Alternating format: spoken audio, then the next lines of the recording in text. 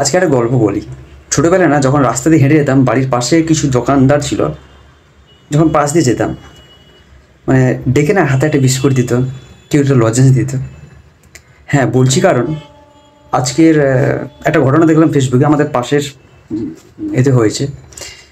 তো একটি বাচ্চা ছেলে দোকানে কুড়কুড়ি আনতে গিয়েছিল। তো আলটিমেটলি দোকানদার সেই সময় ছিল না, কিন্তু দোকান খোলা ছিল।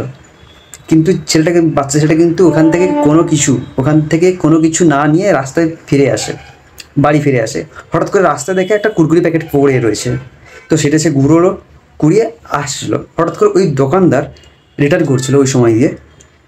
ওই দোকানদার ভাবছিল যে ওর কুরকুরি প্যাকেটটা নিয়েছে ওই বাচ্চা ছেলেটা।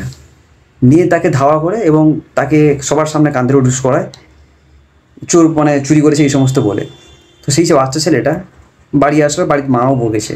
কিন্তু সেই বাচ্চা ছেলেটা বলছে যে আমি জিনিসটা চুরি করিনি, কুরকুরিটা আমি রাস্তায় ঘুরিয়ে পেয়েছি, চুরি করিনি আমি। ইভেন টাকাটাও দিতে রাজি হয়েছিল যে যদি নাম শেষ হতো ঠিক আছে, টাকা নাও। কিন্তু ওই লোকটা ওকে এইভাবে অপমান করলো সবার সামনে। বাচ্চা ছেলে হলেও তার না বিবেক, মানুষত্ব আছে আমাদের থেকে যথেষ্ট। বাই দ্য ওয়ে, একটা কথা বলতে থাকি, ওই দোকানদার কিন্তু পেশায় সিভিক পুলিশ। তো অনেকে দেখেছি আমরা সিভিক পুলিশে কীভাবে টাকা ঘুষ খায়, বাইকের চাবি কীভাবে কেড়ে নেয়। তো যাই হোক, তারপরে সেই ঘটনা ঘটার পরে ছেলেটির খাতায় লিখে যায় যে মা, আমি চুরি করিনি। কতটা প্যাথেটিক ঘটনাটা একবার জাস্ট ইমাজিন করো।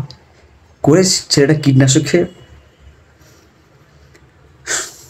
মানে আমরা আদৌ মানুষ আছি ঠিকই, আমাদের মানুষের মধ্যে মানবিকতাটা নেই। আরে বাচ্চা ছেলে 5 টাকার কুরকুরি নিয়েছে, কিনতে পাওয়া যায় 3 টাকাতে, হয়তো 3 টাকাই পাতো। ওটা যদি নিজের বাড়ির ছেলে হতো,